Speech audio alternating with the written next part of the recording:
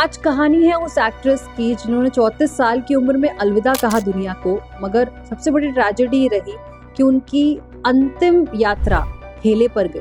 कोई नहीं था उनके साथ, ना कोई को स्टार ना परिवार वाला, और एक ठेले पर उनको शमशान घाट तक ले जाया गया। और ये एक्ट्रेस कभी बी.आर. चोपड़ा की फिल्म हमराज की लीड हीरोइन थी। ये नाम है विमी।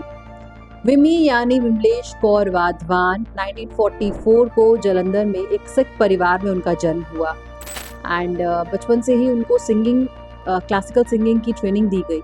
हालांकि उन्होंने अपने परिवार के अगेंस्ट जाकर इंडस्ट्रियलिस्ट शिव अग्रवाल से शादी करी। शादी जब हुई तो पेरेंट्स ने बहुत अपोज किया, डिसोन कर दिया, बिकॉज कास्ट, कल्चर, एज बहुत डिफरेंस था। दोनों के 2 प्यारे प्यारे बच्चे हुए। अब ऐसा कहते हैं कि अगर रिपोर्ट्स की माने तो एक बहुत बड़े म्यूजिक प्रोड्यूसर की नज़र पड़ी विमी पर जब वो कलकत्ता में थी। एंड उसके बाद जो है विमी और उनके हस्बैंड शिव को मुंबई बुलाया गया, इनवाइट किया गया, जहाँ पर बी.आर. चोपड़ा से उन्हें इंट्रोड्यूस कराया गया। And B R. चोपड़ा ने उन्हें देखा end of course she was very beautiful, very glamorous.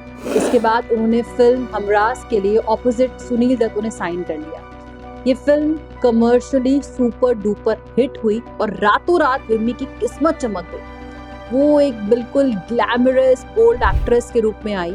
24 साल की विमी को वो सक्सेस मिली जो उन्होंने कभी सोची भी नहीं। इसके बाद विमी ने फिल्म फेयर मैगजीन के लिए स्विम सूट में एक शूट कराया। माय गॉड, मीडिया में तो आप सोचिए उस टाइम पर कितना बोल्ड ये डिसीजन था। एंड बस विमी की ही चर्चा थी हर जगह, एक बोल्ड अदाकारा, एकदम ब्यूटीफुल अदाकारा के रूप में। देखिए, विमी को फिल्म हमराज से सक्सेस तो मिली, उसके बाद उन्हें कई फिल्में भी मिली जिसमें पतंगा, आबरू जैसी फिल्में शामिल है, बट विमी को वो सक्सेस नहीं मिल पाई। फिल्म फ्लॉप रही। उसके बाद विमी की जितनी फिल्में थी वो फ्लॉप हो गई। एक के बाद एक फ्लॉप फिल्मों के बाद जब उनका करियर पूरी तरह से डिस्ट्रॉय हो गया, तबाही हो गया था, एड शूट्स भी कम हो गए थे, पति शिव ने उन्हें छोड़ दिया। आप सोचिए कि पति ने छोड़ दिया, परिवार साथ था ही नहीं, विमी अकेली पड़ गई अपने 2 बच्चों के साथ। उसके बाद उन्होंने विमी टेक्सटाइल्स भी शुरू की। हालांकि उसके बाद वो कर्जों के तले दब गई। कई रिपोर्ट्स की माने तो विमी उसके बाद एक फिल्म ब्रोकर के ट्रैप में फंसी। नाम था जॉली। मैंने कहीं पढ़ा था, किसी बहुत बड़े कॉलमिस्ट ने लिखा था, जॉली नाम था। एंड उसने विमी को प्रॉमिस किया कि फिल्मों में काम दिलाएगा। काम तो नहीं दिलाया, पर विमी का बहुत एक्सप्लॉयटेशन हुआ एंड फोर्स्ड हर्स, एंड उसने उन्हें फोर्स किया प्रोस्टिट्यूशन में आने के लिए। This was very shocking. Imagine करिए, इतनी बड़ी एक्ट्रेस प्रोस्टिट्यूशन में धकेला हो।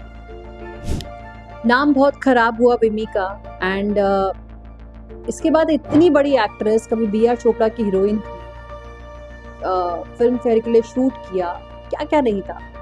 और उनका नाम अगर किसी फिल्म ब्रोकर से जुड़े, एक प्रोस्टिट्यूशन के धंधे में आ जाए तो क्या होगा। इस रियलिटी से छुपने के लिए विमी ने तब पीना शुरू कर दिया, और ऐसी नहीं, बहुत ही निम्न स्तर की चीप दारू पीना शुरू किया, जिससे विमी की तबीयत बिगड़ी।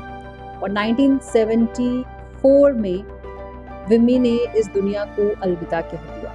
विमी का एंड बहुत ही ट्रैजिक था, बहुत ही ज़्यादा ट्रैजिक। इनफैक्ट उनके अंतिम समय में जब उनकी मौत हुई, कोई भी नहीं था उस वक्त, ना परिवार से कोई, परिवार ने तो ऑलरेडी डिसोन कर दिया था, और ना ही कोई को स्टार, कोई फिल्म इंडस्ट्री का कोई भी नहीं था। एंड ऐसा कहते हैं कि वही फिल्म ब्रोकर जिसका नाम जॉली था, वो ठेले पर सोचिए, विमी की अंतिम यात्रा ठेले पर उनको शमशान घाट तक ले गया। तो ये विमी का ट्रैजिक एंड था। एंड बॉलीवुड की चमकती दुनिया के पीछे अंधेरा भी बहुत है दोस्तों, और शायद विमी की कहानी हमें यही बताती है। ऐसी और किस्से कहानियों के लिए फॉलो करें द फिल्मी गज़ल।